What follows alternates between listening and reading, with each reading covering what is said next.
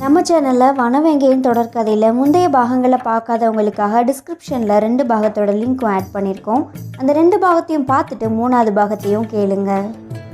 3 பகல் கழிச்சு ராக்காயி ஊருக்குள்ளே போய் வனவேங்கையனோட அத்தை மக சுந்தரியை அவங்களோட தோப்புல புதுசாக வச்சிருக்க மாங்கண்டுக்கு தண்ணி ஊற்றுறதுக்கு உதவிக்கு கூப்பிட்டுட்டு வராங்க. வனவேங்கையன் அவங்க தோப்புல இருந்த கிணத்துல இருந்து தண்ணியை இறைச்சி குடத்துல ஊற்றி வச்சிட்டு இருக்கான். வனவேங்கையனோட அம்மாவும் காதலி சுந்தரியும் இறைச்சி வச்ச குடத்துல இருந்து தண்ணியை எடுத்து மரக்கண்டுகளுக்கு ஊற்றிட்டு இருக்காங்க. வனவேங்கையனோட அப்பா மரங்களோட கிளைகளை வெட்டி பழுது பார்த்துட்டு இருக்காரு. தம்பி காட்ராசாவும் தண்ணியை வாங்கி மரக்கண்டுகளுக்கு ஊற்றிட்டு இருக்கான். ஒரு கட்டத்துக்கு மேல சுந்தரி சோர்வாகிட்டு ராக்காயி கிட்ட, எத்தா உன் அம்மாவன் ஓயவே மாட்டாப்லையா, சத்த மரத்து நிழல்ல உட்காருவோம்னு சொல்ல, ராக்காயி பதிலுக்கு, ஏண்டி வனவேங்கன்னெல்லாம் யாராலையும் ஓய்க்க முடியுமா, என்னோட மகன் கல்லு மாதிரி உழைப்பாண்டி, அவனோட பலத்துக்கு யாரும் நிற்க முடியுமான்னு சொல்லிட்டு சுந்தரிய மரத்து நிழல்ல உட்கார வச்சுட்டு ராக்காயி மதியம் சாப்பாடை சமைச்சிட்டு வரேன்னு சொல்லிட்டு போறாங்க. கொஞ்சம் ஓய்வெடுக்கவும் சொல்றாங்க. ஆனா வனவேங்கன் இருக்கிற எல்லா குடத்துலையும் தண்ணியை இறைச்சிட்டு இருக்கான். அப்போ இருளாண்டி சுந்தரியை கூப்பிட்டு ஏதோ காதுல சொல்லி வனவேங்கன் கிட்ட அனுப்புறாரு. அப்புறம் காட்ராசாவை கூப்பிட்டு ஊருக்குள்ள போய் தேயிலை வாங்கிட்டு வாடா அப்படின்னு சொல்லிட்டு அனுப்பிச்சிடுறாரு. வனவேங்கையனோட சித்தப்பாவும் கொஞ்ச நேரத்துல தோப்புக்கு வந்து பக்கத்து ஊர்ல பண்ணையாரோட தங்கச்சி தோப்புல மாங்காய் ஒடிக்க வேலைக்கு ஆள் கூப்பிடுறாங்க, அங்க போறதா சொல்லிட்டு போறாரு. இன்னொரு பக்கம் கிணத்துல தண்ணி இறைச்சிட்டு இருந்த வனவேங்கையனோட முதுகுக்கு பின்னாடி மெல்லமா போய் அவனை இறுக்கி கட்டி பிடிச்சு 2 மார்பு காம்பும் பிடிச்சு திருகி சிரிக்கிறா சுந்தரி. வனவேங்கையன் கத்துறான். சுந்தரி வனவேங்கையனோட இடுப்புல கைய வச்சு தோப்புக்குள்ள மரத்தோரமா கொண்டு போய் முத்தம் கொடுக்க போறா. அப்போ வனவேங்கையன் எட்டி யாரும் பார்க்குறாங்களான்னு பார்த்துக்கிறான். அதெல்லாம் யாரும் வரமாட்டாங்க, நீ பயப்படாம முத்தம் கொடுமாமான்னு சொல்ல வனவேங்கையன் சுந்தரிக்கு முத்தம் கொடுத்துட்டு இருக்கும்போது சுந்தரி, மாமோய் நானும் உங்க மகனும் தோப்புக்குள்ள இருக்க கொய்யா மரத்துக்கு தண்ணி ஊத்திட்டு வரோம்னு கத்த, தூரத்துல இருந்து அதை பார்த்துட்டு இருந்த இருளாண்டி சிரிக்கிறாரு. சிரிச்சிட்டு இருக்கும்போது பண்ணையாரோட குதிரை வண்டி தோப்புக்கு வர இருளாண்டி ஓடி போய் வண்டியில் இருக்க பண்ணையார்கிட்ட, சொல்லி விட்டுருந்தா நானே வந்திருப்பேனே ஆண்டேன்னு சொல்ல, பண்ணையாரு, ஒரு அவசரமான விஷயம்ப்பா, அதான் உன்னை தேடிட்டு வந்தேன்னு சொல்கிறாரு. இன்னொரு பக்கம் மாமரத்துக்கு கீழே உட்காந்தா வேற எந்த பக்கத்துல இருந்தும் குனிஞ்சு பார்த்தா ஆள் தெரிவோமேன்னு சொல்லி சுந்தரி மாமரத்தோட கிளையில ஏறிட்டு வனவேங்கையனும் மரக்கொப்புக்கு ஏற்றி முத்தம் கொடுத்துட்டு சுந்தரி வனவேங்கையனை மரக்கொப்புல சாச்சு சுந்தரி அவளோட ஆளுமையோட வனவேங்கையனை அனுபவிக்கிறா உடலுறவு வச்சுக்கிட்டு.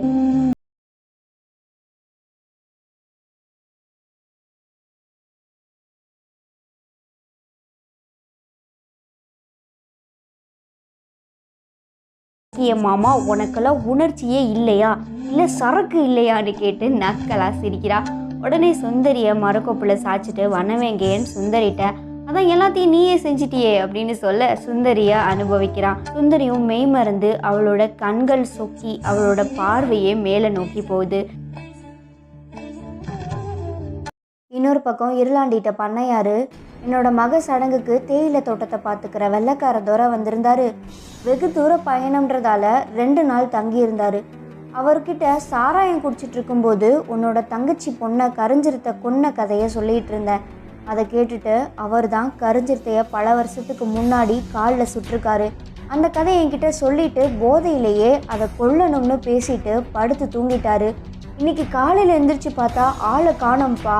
எனக்கு என்னமோ கரிஞ்சிருத்தையை தேடி தான் போயிருப்பாருன்னு தோணுது. நீ தான்ப்பா அவரை காட்டுக்குள்ளே தேடி கூட்டிகிட்டு வரணும் அப்படின்னு சொல்கிறாரு.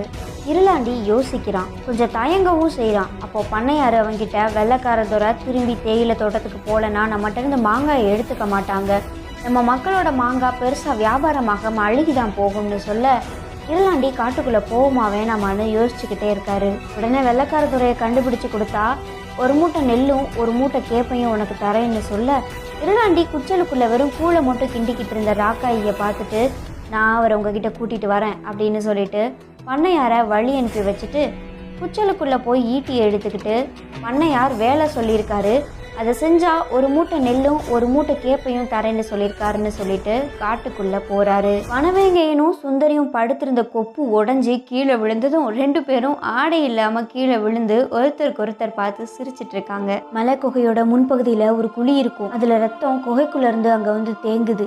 யாரோ அலற சத்தமும் கேட்குது. கொஞ்ச நேரம் கழிச்சு அந்த ஒத்த கண்ணு கரிஞ்சிருத்த ஏங்கி இருந்த ரத்தத்தை பார்க்குது. சூரியனோட வெளிச்சத்தில் கரிஞ்சிருத்தையோட முகம் அப்படியே தெரியுதுங்க.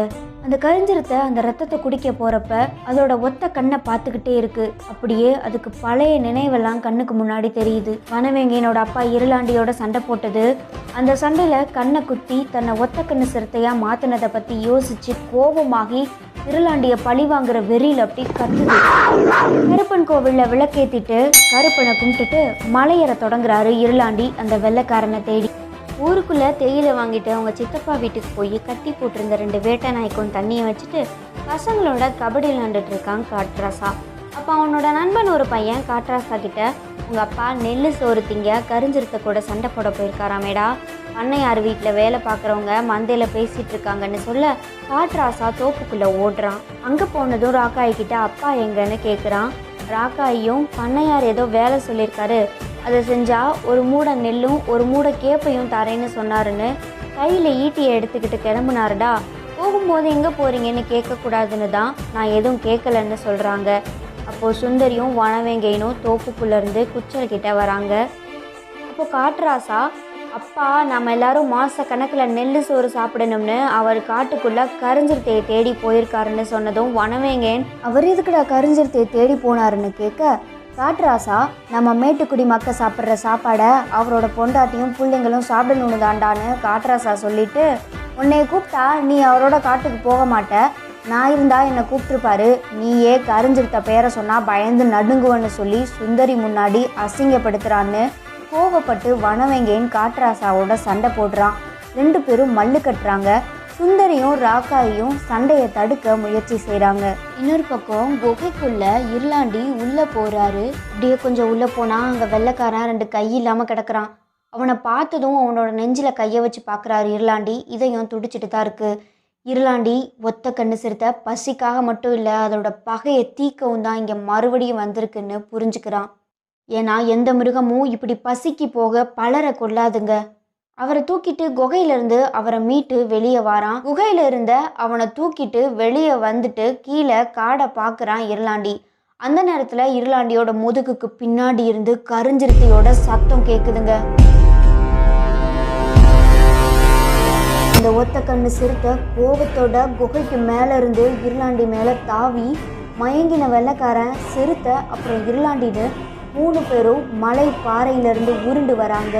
இன்னொரு பக்கம் 2 பேரும் சண்டை போட்டிருக்க வனவேங்கையனோட சித்தப்பாவோட நாய் கருப்பும் சூரனும் வீட்டில் கயிறை அறுத்துக்கிட்டு தோப்புக்கு பின்னாடி உள்ள மலையை நோக்கி ஓடுதுங்க.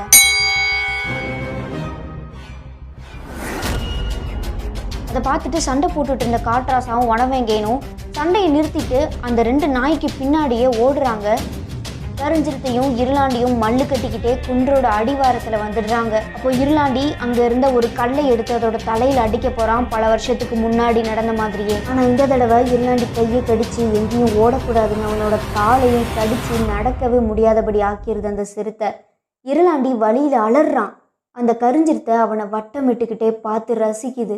இருளாண்டி கண்ணில் கத்தியை வச்சு குத்துனப்போ அது அலறி துள்ளின மாதிரி இப்போ இருளாண்டி துள்ளிட்டு இருக்கான். சில நொடியில் இருளாண்டி மயங்கிடுறான். இப்படி ஒத்த கண்ணு சிறுத்தை அவனோட துடிச்சிட்டு இருக்க கழுத்தை பார்த்து கடிக்கிறதுக்கு தயாராகி கழுத்து பக்கத்தில் பற்களை கொண்டு போகுது. அப்போது வேட்டை நாய்களோட சத்தம் கேட்குது. அந்த நொடி கரிஞ்சிரத்தை நிமிர்ந்து பார்க்க இருளாண்டியோட பழைய கத்தி ஒன்று வேகமாக பறந்து வந்து கரிஞ்சிரத்தையோட காதை மட்டும் துண்டாக வெட்டி அங்கேருந்த மரத்தில் குத்தி நிற்கிது. சிறுத்தை வழியில் துள்ளுது அப்படியேவும். அப்போது இருளாண்டியோட நாய்கள் கருப்பும் சூரனும் வராங்க. பின்னாடியே சத்தம் போட்டுக்கிட்டே கருப்பசாமி கோவிலில் இருந்த அருவாயையும் ஈட்டியையும் கையில் எடுத்துக்கிட்டு வனவேங்கையனும் காட்ராசாவும் வெறியோட விழுந்து புரண்டு ஓடி வராங்க. சிறுத்தை வழியோட மலைக்குள்ளே போகுதுங்க. வனவேங்கையனும் காட்ராசாவும் மயங்கி கிடந்த இருளாண்டியையும் வெள்ளைக்கார துரையையும் தூக்கிக்கிட்டு ஊருக்குள்ளே போகிறாங்க. இருளாண்டியும் துறையும் இருக்க நிலைமைக்கு பிழைப்பாங்களா மாட்டாங்களான்னு கூட தெரியல. வனவேங்கையின் கதையோட தொடர்கள் நம்ம தமிழ் ஸ்டோரிஸ் சேனலில் தொடர்ந்து வெளியாக இருக்குது. இந்த கதை உங்களுக்கு பிடிச்சிருந்தது அப்படின்னா கண்டிப்பாக நம்ம தமிழ் ஸ்டோரிஸ் சேனலுக்கு சப்ஸ்கிரைப் பண்ணுங்கள். வீடியோவை உங்கள் ஃப்ரெண்ட்ஸ் எல்லாருக்குமே ஷேர் பண்ணுங்கள். வீடியோக்கள் பற்றின நோட்டிஃபிகேஷன்களை உடனே பெற பக்கத்தில் இருக்க பெல் ஐக்கானை மறக்காமல் ப்ரெஸ் பண்ணுங்கள்.